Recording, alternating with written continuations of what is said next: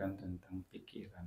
Lalu juga Buddha menjelaskan bahwa apa yang sering kita pikirkan itu yang akan menjadi kecenderungan kita. Nah, quote ini sekali penting sekali untuk kita mati. Apa yang sering kita pikirkan, maka itu akan menjadi kecenderungan kita. Nah, untuk kita bisa kenal sama diri sendiri, ya kita coba analisa, amati apa sih yang sering kita pikirkan, itu baik atau buruk yang kita pikirkan. Bisa baik, bisa buruk. Itu muatan pikiran kita. Maka itu yang akan menjadi kecenderungan pikiran kita. Makanya Buddha katakan lagi, sebelum kita mau tahu pikiran orang lain, kita harus kenal pikiran kita sendiri. Gak penting untuk bisa mengerti jalan pikiran orang lain, tapi lebih penting kalau kita bisa menjaga atau mengerti jalan pikiran kita sendiri. Itu kata-kata bijak dari Buddha. Makanya untuk bisa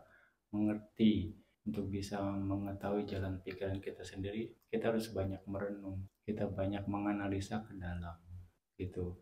Apakah sebelum melakukan tindakan, pikiran saya bagaimana? Setelah melakukan tindakan, pikiran saya bagaimana? Pada saat melakukan suatu tindakan, pikiran saya bagaimana? Setelah melakukan tindakan, pikiran saya bagaimana? Apakah muatannya itu muatan menambahin kilesa, loba, dosa, moha, atau mengurangi kilesa, loba, dosa, moha? Apakah yang saya lakukan ini hanya menguntungkan diri sendiri, atau hanya menguntungkan orang lain, atau menguntungkan diri sendiri dan orang lain? Nah, kondisi-kondisi ini Buddha ajarkan. Ya, itu ada di dalam Rahula Wada Sutta. Buddha menasihati Bante Rahula untuk bagaimana bersikap yang baik pada saat sebelum bertindak, pada saat bertindak, dan pada saat setelah bertindak. Itu juga harus kita analisa muatannya bagaimana. Sebelum bertindak, dalam pikiran, apakah pikiran saya seperti ini? Dalam ucapan, apakah ucapan saya seperti ini? Bagaimana? Dalam tindakan sebelum saja sudah dipikirin bagaimana, pantas enggak, baik atau enggak, boleh atau enggak, merugikan atau enggak. Pada saat bertindak pun juga sama, pantas enggak, boleh atau enggak, dari pikiran, ucapan, dan juga perbuatan. Lalu setelah melakukannya juga dianalisa. Nah, itu cara kita untuk menganalisa sehingga kita tahu bagaimana cara meningkatkan ke depannya performan kita. Buddha mengajarkan bagaimana cara untuk meningkat, menjadi lebih baik. Oh, ternyata pikiran saya sebelum saya melakukan sesuatu seperti ini, saya harus rubah, ini nggak bagus. Maksudnya seperti itu. Bukan dalam artian, oh kok saya jadi begini ya. Bukan menyalahkan diri sendiri. Tapi berubah jadi lebih baik. Nextnya, yang sudah ya sudah. Begitu juga dalam ucapan, begitu juga dalam tindakan. Nah, sutta itu sangat sangat baik sekali untuk dipelajari. Ya, Rahula Wada Sutta.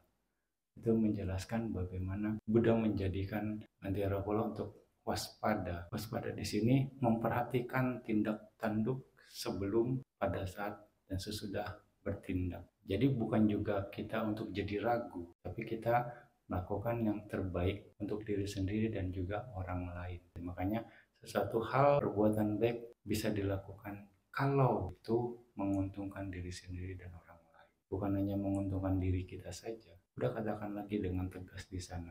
Kalau Anda melakukan sesuatu menguntungkan Anda sendiri saja, merugikan pihak lain, jangan lakukan. Kalau itu hanya juga merugikan diri Anda dan menguntungkan orang lain, jangan dilakukan juga. Tapi kalau itu menguntungkan diri sendiri dan juga menguntungkan orang lain, lakukan dengan baik. Contohnya Anda misalnya berkorban. Anda berkorban dengan sepenuh hati, bukan berkorban dengan terpaksa. Maksudnya seperti itu ya. Kalau Anda berkorban dengan terpaksa, jangan lakukan. Kalau Anda berkorban dengan sepenuh hati, berarti kan itu kan keuntungan. Anda nerima kondisi itu dengan baik kan. Misalnya, ini salah satu contoh. Ya banyak contoh yang lain. Lalu Anda melakukannya dengan happy, misalnya itu. Ya sudah, itu artinya Anda diri sendiri menerima dengan happy dan orang lain menerimanya pun happy. Itu artinya menguntungkan diri sendiri dan juga orang lain. Itu maksudnya. Jangan karena terpaksa Anda melakukannya, jangan lakukan. Nggak maksimal perbuatan yang kita lakukan. Intinya seperti itu. Anda bisa pelajari di dalam Rahula Wada Sutta itu sendiri. Ya, sangat menarik. Banyak pesan-pesan yang baik yang kita bisa terapkan dalam kehidupan sehari-hari. Kadang kita bingung menentukan sikap, tapi damai jelas. Seperti ini loh. Ya.